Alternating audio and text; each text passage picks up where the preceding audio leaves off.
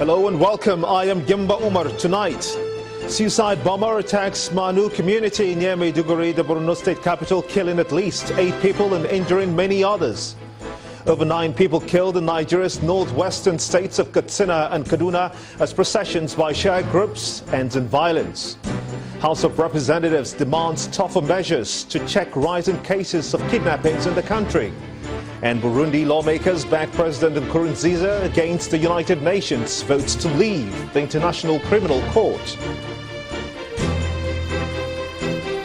And in business news tonight, Central Bank of Nigeria denies reports that 7 domestic lenders are undercapitalized. And on sports news tonight, Alexander Zhukov steps down as president of Russia's Olympic Committee amid state-sponsored doping scandal.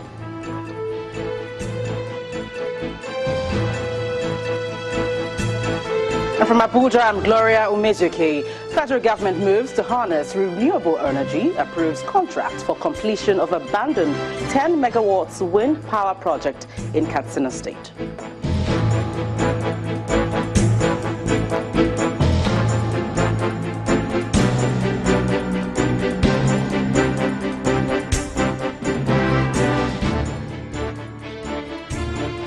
We begin tonight with what could be described as a day of blood and violence in the 3 states of northern Nigeria, Maiduguri, Katsina and Kaduna.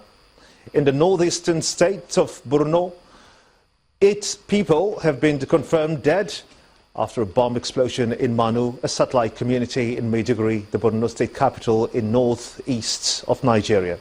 According to the public relations officer of the National Emergency Management Agency in Borno state, Sani Datti, 15 others were injured and are receiving treatment at specialist and teaching hospitals in Maiduguri.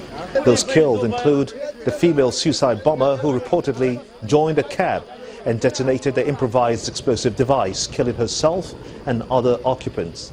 Borno state has been a hotbed of Boko Haram attacks, but the state has witnessed some relative peace in recent times, though, until that of Manu community was shattered in the early hours of today.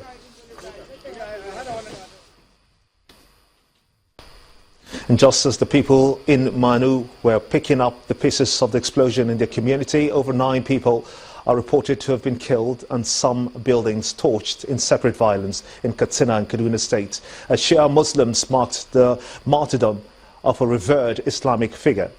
The Islamic Human Rights Commission claims security forces opened fire on members of the Islamic Movement of Nigeria in the northern town of Funtua in Katsina state.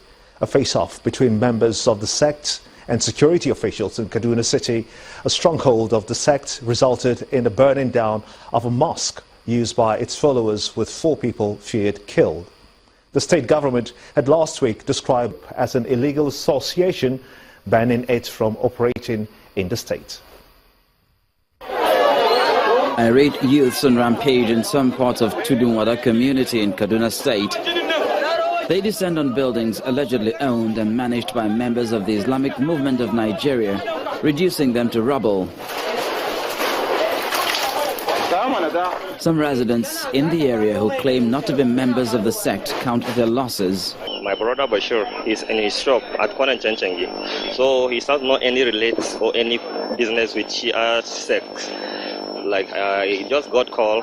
We are all got calls from house, so we quickly come here and see what exactly happened. There's nothing here will there not benefit anything. Yes, in my business place. They call me that they say that my house is on fire. I'm neighbor to the Shia people. No, I'm not among them. Shortly after, some police officers arrive at the scene, forcing the youth to flee while taunting the security operatives.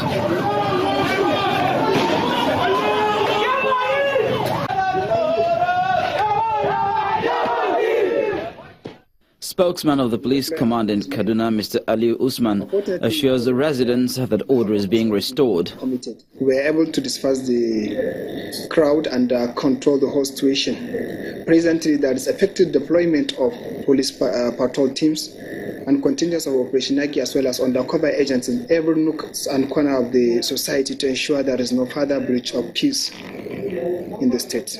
In the meantime, residents of the area have fled their homes and have called on the government to intervene and forestall a recurrence.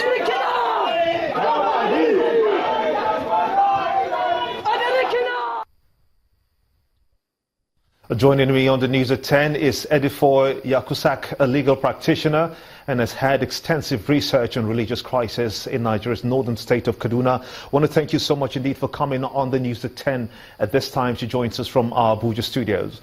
What do you make of this latest development with regards to the relationship between this group, the Shia, and the security forces?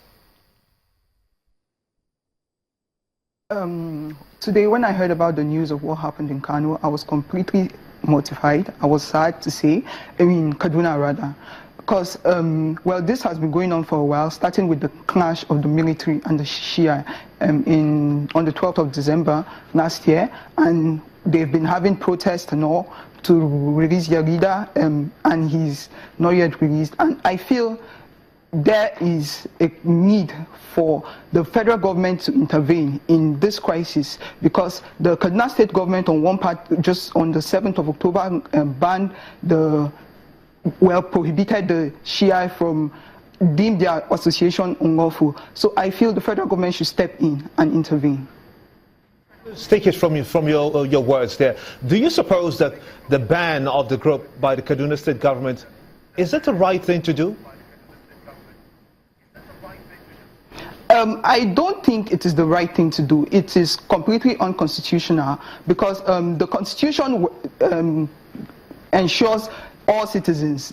It empowers us with the freedom to worship, and gives us the right to choose whatever religion we choose to believe in. And going ahead to ban a particular religion on the basis that it constitutes a nuisance to public health, morality, and safety, I don't feel is the right way forward. What the government should have done is to, well, if they are wrong, you sanction them. If they contravene any law, you criminalize them, but not to go ahead and completely ban their association. I feel is wrong. Now, the bone of contention, as you know, is for the government to release al-Zakzaki, the leader of the Shiite sect. What do you think of the call by Zakzaki's loyalists?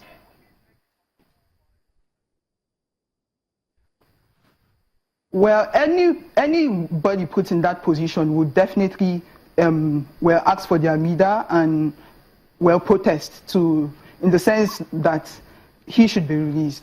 But I feel, he has been arrested for over 8 months now. He has not been charged, and he's still being detained, and no one knows where he is. I think it goes a long way to talk about our judicial system and how the justice system in Nigeria. The Constitution grants us all right to fair hearing, and the Constitution provided a stipulated time in which when someone is arrested, the person should be charged to court or released, and that is yet to happen. So I feel, the government should look into this. This is a very grievous matter, and we should not take it lightly at all. Okay, let's talk about the events that unfolded today in Katsina State, Funtua to be precise, which borders Kaduna, as you know. The Islamic Human Rights Commission claims the security forces opened fire on the group and killed 9 of them. How best do you suggest the government addresses the problems that happened, the shootings that happened today?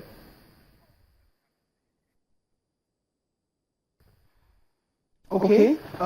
This is not the first time that shootings, people are being killed all around the north, and no one is being prosecuted and no one is being arrested. I feel this should be a matter of emergency. 9 people were killed, regardless of whether they were wrong or whatever they were doing wasn't right. They were killed, and it's extrajudicial. So the government should step into this, really investigate the matter, not eye service investigation, but they should really look into the matter, because this affects us all as citizens of Nigeria. When one person is unjustly killed, it should affect us all. So I think not just the government, but there should be a public outcry for these people who were killed today. Ms. Edifor Yakusak, I want to thank you so much indeed. She is, of course, a legal practitioner and has had extensive research on religious crisis in Nigeria's northern state of Kaduna. I want to thank you so much indeed for sharing your thoughts with us here on the news at 10. For the second day running, a meeting of the National Judicial Council has ended without any decision taken on the arrest and detention of the 7 judges by the Department of State Security Services. All the members were said to have reconvened today at the 3-arms zone area of the Supreme Court complex in Abuja after the meeting was declared inconclusive yesterday. The Chief Justice of Nigeria, who is also the chairman of the NJC, had described the arrests of the judges as saddening and regrettable. He, however, gave the assurance that the NJC, the apex body of the judiciary saddled with the responsibility to discipline erring judicial officers, will respond to the issues appropriately. In the meantime, the Nigeria Bar Association has again spoken against the arrest of some High George Court judges by the Department of State Security Services, the DSS. A representative of the NBA and senior advocate of Nigeria, Mr. Olisa Abakoba, says that the DSS officials humiliated the judges with the arrests. He also asked why similar arrests have not been made on army generals he describes as corrupt as well. He was speaking today on our breakfast program, Sunrise Daily. Section 34 or 35 of the Constitution refers to not subjecting people to inhumane and degrading treatment. In my view, without prejudice to whether they committed the offense or not, they would have been handled in a much more humane way. What about all these generals who've been stealing money, billions? Have they done this? All the generals involved in the scandal about the arms deal. I'm sure that judges have the stature to respond to invitations. Couldn't they have been invited? Let's say that DSS is the SSS. Let me grant that argument so that we don't fall into this trap of saying, aha, lawyers again, here we come with our procedural technicalities. I want to make clear that that is not what the NBA, speaking for the NBA president, intends. We want to get to the bottom of this. But what we have seen so far, and by the way, we're waiting for the DSS to release the evidence. There's a process set out in the Administration of Justice Act dealing with procurement of evidence. The DSS has flouted every single one of them. They said they collected 900 million or 500 million or all of what they did. There's a procedure they have to follow. They didn't do that. Why haven't they spoken?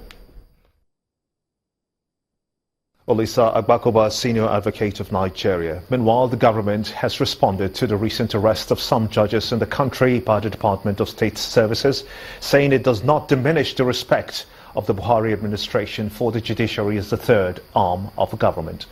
This is according to the Minister of Information, Mr. Lai Mohammed, who has asked Nigerians not to see the fight against corruption as a fight against judges. The minister said this while answering questions from State House correspondents after the Federal Executive Council meeting in the presidential villa. Please do not confuse the fight against corruption as a fight against the judiciary. No, absolutely not, What the government is concerned and passionate about is to fight corruption.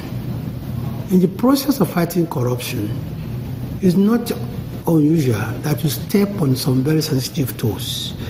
But the question to ask, and I think this has been, I would say again, adequately answered by the Attorney General, is that let's remove emotion from facts.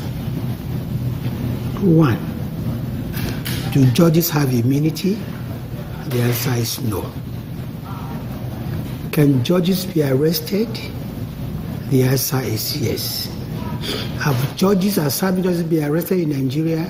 The answer is yes. Justice Ikomi was arrested. Tried.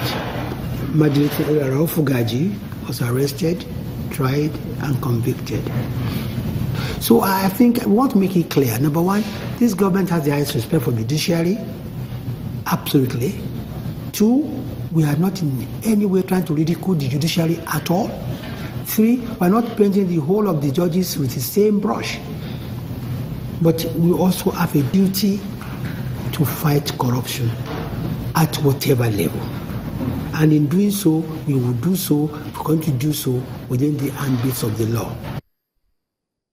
In part two, after the break, the federal government moves to harness renewable energy, approves contract for completion of the abandoned 10 megawatts wind power project in Katsina State. Please join us again.